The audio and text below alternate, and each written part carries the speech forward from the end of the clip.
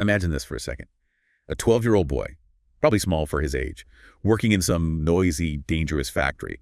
The air's thick with dust, maybe chemical smells. Yeah, tough conditions. And then one day, there's this awful accident. His arm gets mangled by a machine, leaving him with a permanent injury, a constant reminder. And because his family is just so poor, middle school, that's just not even an option. Mm-hmm.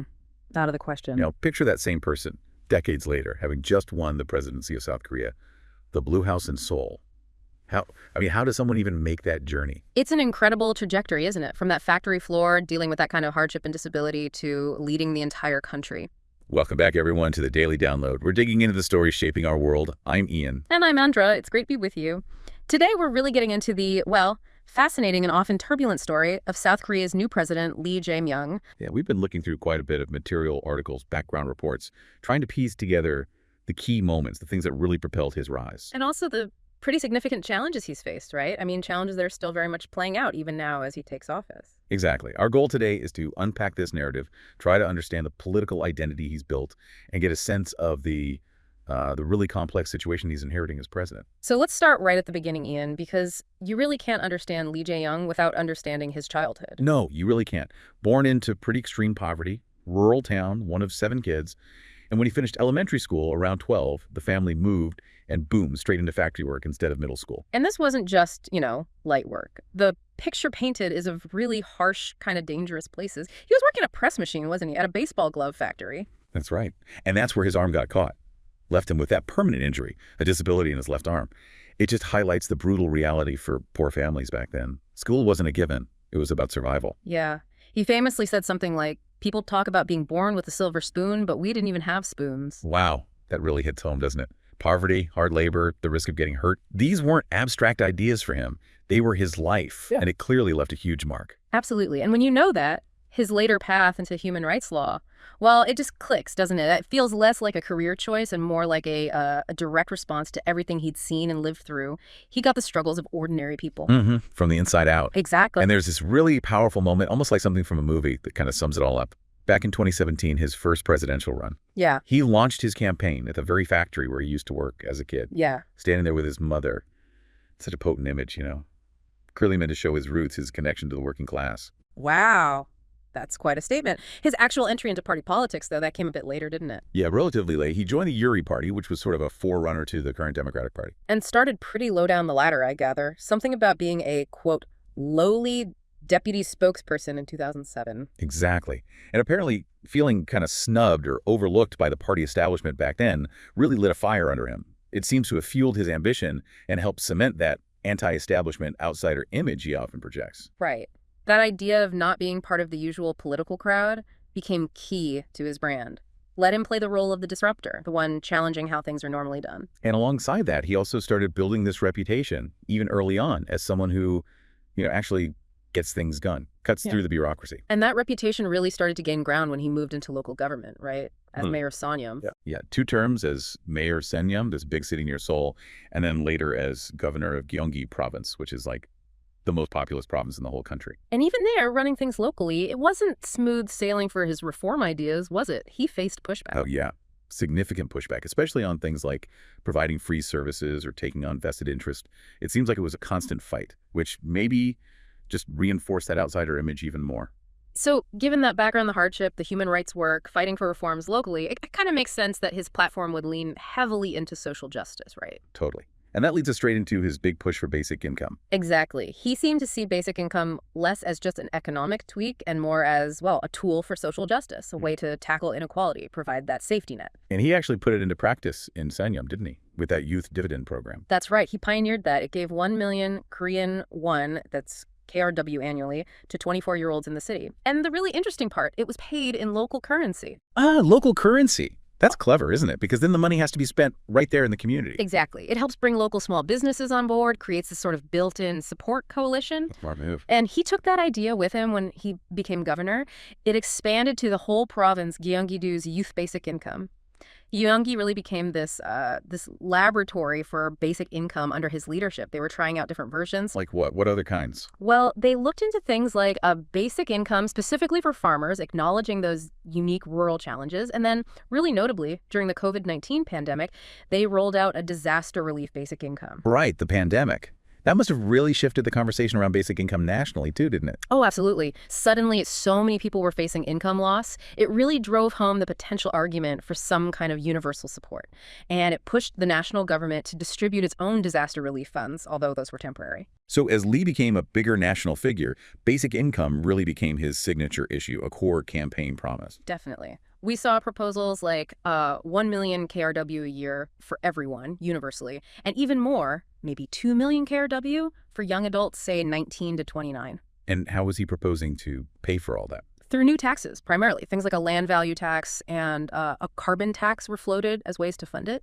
Okay. And it wasn't just him pushing this, right? There were other groups involved. Oh, for sure. You have to give credit to civil society groups. Organizations like the Basic Income Korea Network, BIKN, they call it, were hugely important. They were really pushing the agenda, making the case for it as a serious policy, even laying out roadmaps for how you could get to a full basic income over time. But having a major politician, an administrator like Lee, really embrace it for social justice reasons, that must have been a game changer. Totally. It took the idea from, think tanks and activists into the real political spotlight. And having those actual programs running in Gyeonggi, like the Youth Basic Income? Right. It gave people something concrete to look at. Like, okay, here's how this could actually work, even if it was on a smaller scale. Local governments often have the bit more wiggle room to experiment, don't they? Yeah, less national gridlock, maybe. And focusing that first program on young people facing job market issues, housing costs, that was probably smart too, tapped into a real widely felt problem. So basic income in South Korea, it's moved beyond just theory now. It's got these real-world examples, partly thanks to Lee's time in Gyeonggi. Definitely put it on the map in a new way. Okay, so he's building this record locally, pushing these big policy ideas.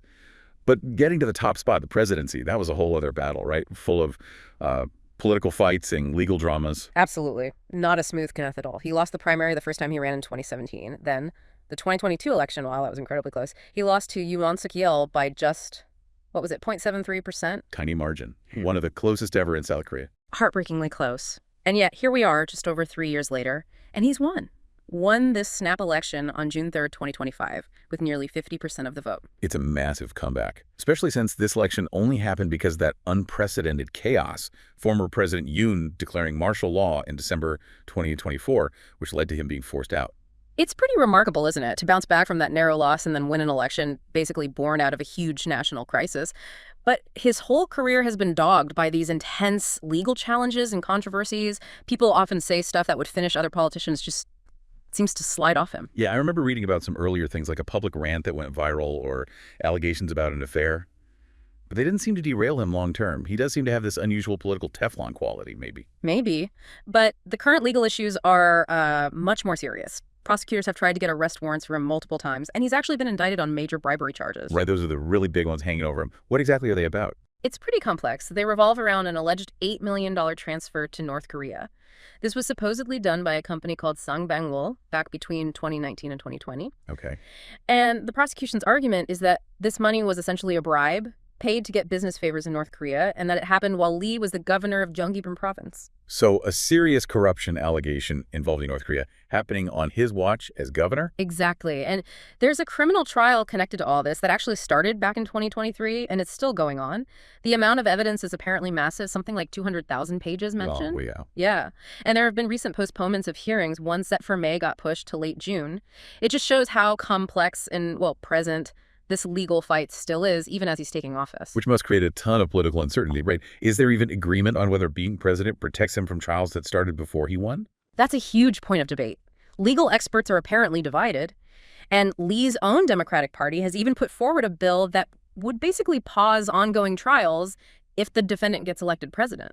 So that bill itself is controversial, I imagine. Highly. And there's talk that Constitutional Court might have to weigh in on whether such a law is even constitutional if it passes the legislature. So yeah, despite winning the election, these legal clouds are definitely following him into the Blue House. The fact that he could win, despite facing these very serious ongoing charges, that says a lot about the public mood, doesn't it? It really does. It seems to reflect a deep dissatisfaction with the previous administration, especially how the whole martial law situation was handled. It kind of feeds into that description you mentioned earlier. Maybe not a traditional hero, but seen by some as this popular villain who, gets things done. Voters were clearly willing to weigh those legal risks against their anger at the status quo. Which brings us neatly to the enormous challenge he faces now, trying to lead a country that's not just recovering from that recent crisis, but is also just deeply polarized. Yeah, South Korea's politics have been pretty divided for a while, haven't they? That rapid development and democratization leading to the '87 constitution, the strong two-party system. Right, the system of 87.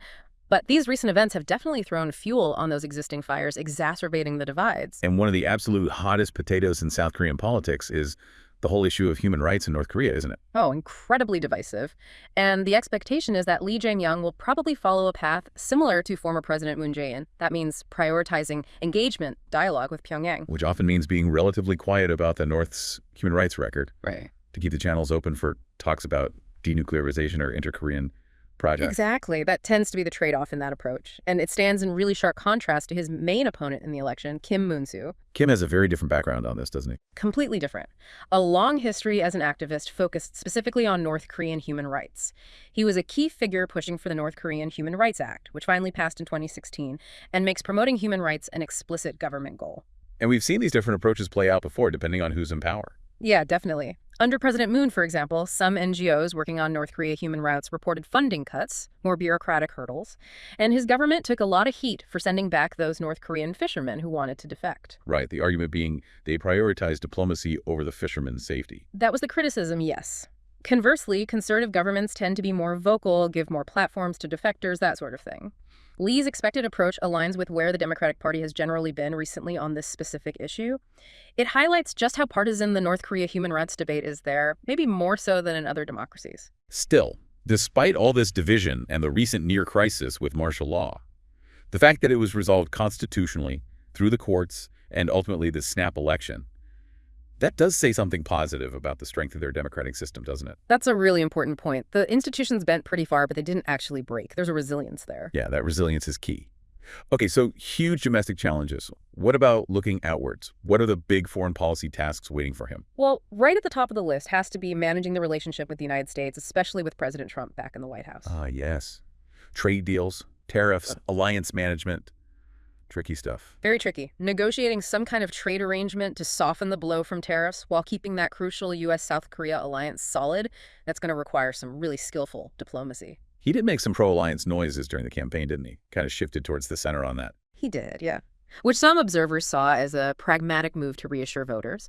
But reports suggest there's still some unease in Washington, a sense of a potential quiet crisis brewing in the relationship. Why the unease? Skepticism about his shift? Possibly. Maybe some see it as opportunistic rather than a genuine change of heart. And there's also the internal dynamic. You might have progressives within his own party pushing for, more distance from the U.S., more autonomy. Some pressure from both sides, potentially. Could be. But then again, you also have the bigger picture, the shifting geopolitics, the shared concerns, especially about North Korea. Maybe those shared interests actually create more room for common ground and flexibility in the alliance than people think right now. It's a really complex balancing act he's stepping into.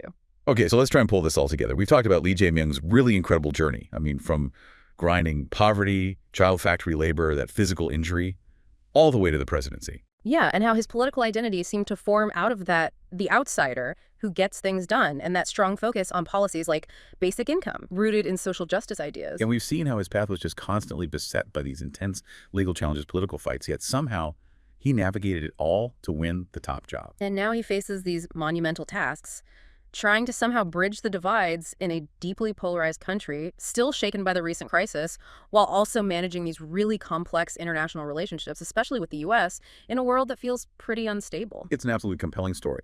Resilience, ambition, controversy, all rolled into one.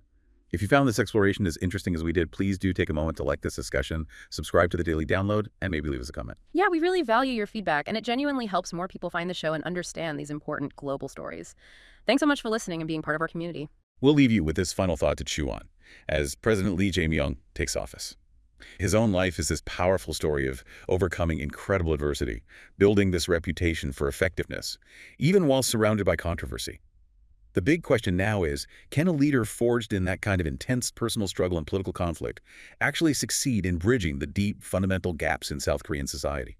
Can he guide the nation through all these challenges at home and abroad? It's perhaps the defining question of his presidency, isn't it? And the answer is something we'll see unfold over the next few years. Indeed. Thanks again for joining us on the Daily Download. We'll be back soon with another story behind the headlines.